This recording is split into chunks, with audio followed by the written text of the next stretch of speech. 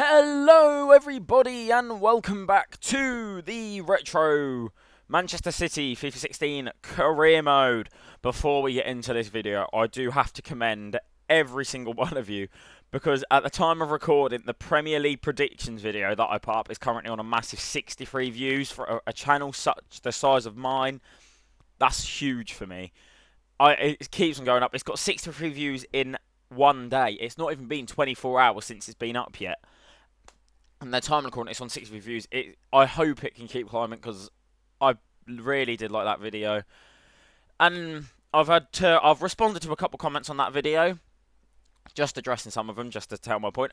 I'm open to anyone's opinion. Like I said in that video, that is just my opinion. But I'm going to respond to two comments. One of them being, like, why does everyone put Cardiff at the bottom of the league? I think everyone puts Cardiff at the bottom of the league because, like I put in the comment that I replied to the bloke with, or girl, sorry, but I replied to the comment saying that it's because their squad isn't Premier League quality. I mean, if they manage to stay up, I will applaud them and give them my respect for what they would do because they do have the weakest squad in the Premier League, and the fact with Neil Warnock as well. I can't see them staying up, but if they do, I will applaud them and I will respect them for that. The other one was Liverpool winning the league. I did want to say something in the video. They're just too inconsistent for me. I went football training last night on the day this is being recorded, but yeah, I was having a chat with them and they were like, they could win the league, but they're too inconsistent. Like they said, you can beat Liverpool, can beat Manchester City 3 times last year, but they can go get trounced by a Swansea, or well, not Swansea anymore, but someone like a lower league side. I do the air quote sign there, but I could see them win the league, but I can't see them win the league because I just do believe Manchester City are too strong. That's me rambling over. Just wanted to say thank you for the views on that video. Could we maybe try and get some more subscribers from that video if preferable, please? I say please, asking for subscribers, and make sure to drop a like on the video if you enjoy it. Now, back to the Manchester City career mode. Where we left off was I had made the controversial decision of placing a certain David Silva on the transfer list, and I said I needed to go out and buy a new creative player in the midfield to partner up with Yaya Toure and De Bruyne. Now, I've gone out, put a load of people on the shortlist, seeing what you people think. I've also transfer listed Nasri, so I'm going to need the left mid as well. Our current budget is 20 million. I don't think I'm going to be able to get a world-class players for that, but possibly. Now, we're going to go through the left wings and left mids first. First of all is Alexis Sanchez. Oh, and before I do start going through all these, this video ain't going to involve any gameplay. It will literally be me trying to sort the signings out, and then I'll end the video when we get to the West Brom game, first game of the season. Then the 4th episode of the series will include gameplay. Now, back to Alexis Sanchez. Alexis Sanchez. Manchester City were heavily linked with Alexis Sanchez in real life. He was pictured wearing a Manchester City shirt, having apparently already completed a transfer, but it never went through, and he decided to join Manchester United instead.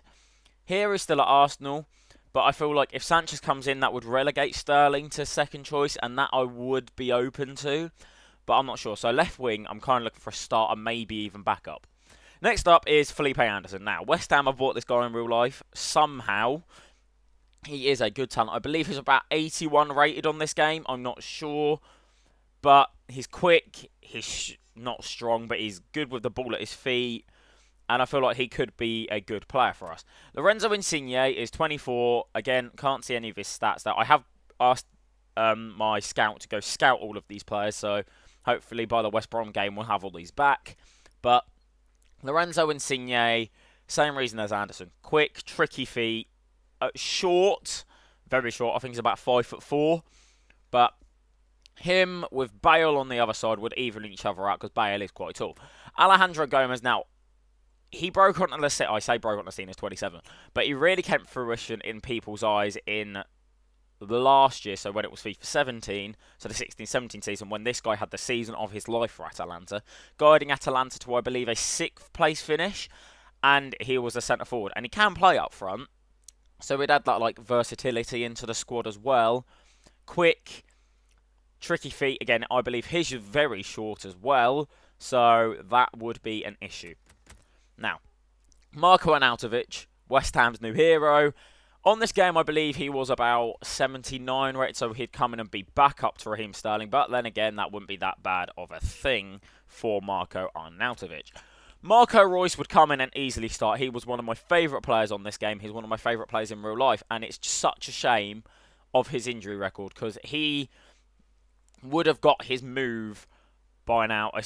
I mean, I love Dortmund, and I commend Dortmund for holding on to him.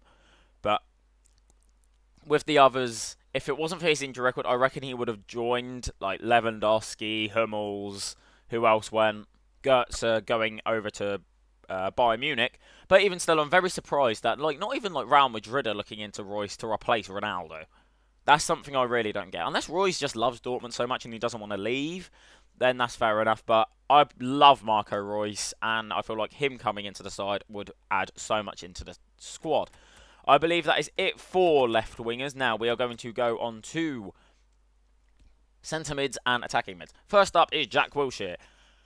This season he was massively hit by injury. He didn't get picked for the Euros because of his season here. But he's a good player on this game. Good passing, okayish pace, good stamina. Feel like him, Toure and De Bruyne in the midfield would be a good balance. Now, I would love to bring in N'Golo Kante, but unfortunately, he's just joined Leicester. If we were going for a longer career, then I would bring him in at the end of this season. But this ain't happening, so I'm going to put him on there. Maybe I could pick him up in January to replace Fernandinho, who I'm not a big fan of, but we'll see. Arturo Vidal, do I really need to talk about this guy? I mean, just look at those stats on the right-hand side. 1 orange, and that's free kick accuracy. Other than that, they're all green. Bar goalkeeping stats, but they're goalkeeping stats. He's just a great player. He played under Pep Guardiola. He is playing under Pep Guardiola on this save, but he played in real life now. He's a great player. He can pass the ball. He's got stamina for days. He's quick. He's strong. He can ping a ball. He can have a shot from about 30 yards. He would be a good signing. Ilkay Gundogan is a real-life player who has signed for real-life signing for Manchester City. He doesn't really play that much. I think it's because of his injury record. I mean, he did get snapped as soon as he joined Manchester City, so he's there. Maybe bringing him, maybe not, but he's there as an option. I mean, all of these were options for me to bring in. It depends on how much David Silva goes for. Leon Goretzka is a young 20-year-old. He broke onto the scene this year, matter of fact, and he's earned a move over to Bayern Munich. Now, he's quick, he's not that strong, he's got stamina, he can shoot a ball, he can ping a pass. I reckon Goretzka is a young side. If it was going on for a long time, then I would sign Goretzka, but it depends on what his rating is at the moment. Now, Paul Pogba, ex-Manchester United, or now Manchester United, but ex-Manchester United on this game. Again, 2 orange stats. Other than that, they're green. I mean, the physicals is strong, is quick for a centre midfielder, his stamina is like a Vidal, but younger. If there was a centre midfielder, and depending on how much David Silva goes for, I'm going to go for this man. Quite simple. He is my first choice. Rajan Nainggolan, again, great player. Somehow he didn't get taken to the World Cup. I will never know why, but he is a great player. The physicals are good. The technicals are good. Him in the midfield, completing that Belgium link with De Bruyne, with company in behind him as well. That would be a good midfielder. Now, Marek Hamšík. For some reason, this guy has never been picked up by a big club. I mean, Napoli is a huge club with reputation, but he's never been rumoured to go into a Madrid, a Barca, a Man United, a City, and Juventus even in the domestic league. Or even I reckon he would fit straight in at PSG. He's tall. I feel like he's strong when I play with him. Obviously, only 69 strength there, but I feel like he's got good technicals as well for a player. But I don't know why he's never been picked up. And I feel like him coming in, partnering with Yaya Toure and Kevin De Bruyne would be a good idea. Tony Cruz needs no introduction. He is... I know this is going to be controversial, but I feel like he's a better midfielder than Modric. I prefer Cruz over Modric. Modric and Cruz are the best midfielders in the world for me, but me personally, I prefer Cruz. I mean, Modric is a world-class player, and I feel like he should win the Ballon d'Or this year, but he won't. But Tony Cruz is a world-class player. And yes, alright, he's not the quickest in the world. Yes, alright, he's not the strongest in the world. But you give him the ball at his feet, and something will happen. He'll either take it past a person, or he'll ping a beauty of a ball, or he'll have a shot. So I think Tony Cruz would be beautiful in that midfield. Plus the fact he's a very similar player to David Silva. Andre Gomez has been wasted at Barcelona. He was a great player at Valencia. Maybe he didn't fulfill his potential at Barca, but I think a club, maybe in the Premier League, I reckon he'd fit right in the Serie A. Like, move to Italian football. It's slowish. It suits his play style, but maybe come to like the Premier League as well, because he is quite quick for a centre midfielder. Maybe go to like an Everton or West Ham, maybe a team like that, challenging. There you go. Wolves. Wolves are signing every Portuguese player under the sun. Go sign for Wolves, Andre Gomez. You would fit right in that midfield. Him, Neves and Moutinho would be beautiful in that midfield. We go Palace. Gylfi Sigurdsson, a player who moved to Everton for quite a big chunk of change, but just never hit the ground running there. Wasn't used particularly well under Koeman and wasn't particularly used well under Sam Allardyce. So Gylfi Sigurdsson could come in and be a backup, but I'm looking for a starter. And James Rodriguez. Now, bar most West Ham players, this guy is my favourite footballer on the planet. I just love James Rodriguez. The way he does with a football. He was wasted at Real Madrid. He never played.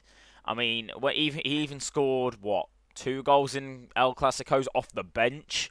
So surely scoring goals in El Clasico would guarantee you starting spots. But I feel like he is, and I'm so happy that he's moved to Bayern on loan now. I mean, he's in the second year. I reckon Bayern will buy him after the second year loan. So he'll hit back straight into the Bundesliga and carry on. He's now 27, 28? Yeah, 27, 28. So for like him in the Bundesliga, he's in his prime now, so he could easily become one of the world's best. And I feel like he is one of the world's best, in my opinion. I just love what he does with a football. I love James Rodriguez. So, now, raffling on after all of that, I feel like I've got to sell Nasri and I've got to sell Silva first, or use them in deals. There is Paul Pogba there. I'm gonna inquire about Paul Pogba. Right, we'll do the ones that I'm very interested in first. Arturo Vidal, inquire. I've inquired about Pogba, inquire about Tony Cruz, and inquire about James Rodriguez for the midfield. And then left mids, Royce and Sanchez, because maybe bringing in. And then I'll inquire about Anderson and Marco Arnautovic as well. Yes, we'll go through all them inquiries. I'll possibly use Nasri and David Silva in the transfer deal, but we don't know. Transfer or Tony Cruz inquiry. In response to your recent inquiry, Tony Cruz would like to inform you that he's not for sale at any price. Now, I highly doubt that, because I will be giving you a David Silva who is worth 30 million, and I will offer 15 million plus David Silva for Tony Cruz. James Rodriguez, I'm guessing, will be the same. Yep. And they want 54 million, so we'll go for David Silva and 30. No, not 30, 20, because that's all I can afford. I think we might have to sell them before we bring anyone in. But, right, Paul Pogba, 69. Vidal just joined. Royce, 58. Sanchez, Felipe Anderson, and Marco Arnautovic. Now, Paul Pogba. This is the guy I want hugely. 29 or 20 plus David Silva. I highly doubt that he's going to be able to afford him. But we can try. Marco Royce, want 58. If I go 10 million plus Nasri, ain't going to be enough. They're just going to be like, nah. Where is Nasri? 16. In all fairness, Nasri is worth 16 million. I thought he would have been less than that. Sanchez will offer the same, 10 million plus Sami and Nasri. I might go ask the board for more money, possibly. Could I go do that? Would it be cheeky? Felipe Anderson is 19 million. I think he is the most likely to be coming in. Because I can offer Nasri. And what? You know what? I'll just offer Nasri to start off with. Straight swap. And then I'll straight swap Nasri for Arnautovic as well. So we'll take off Arnie. We'll take off. And then where is Sami Nasri? 60 million. If I can spend just Nasri on those two left mids, then I'd be okay. But we'll see if we can sign anyone.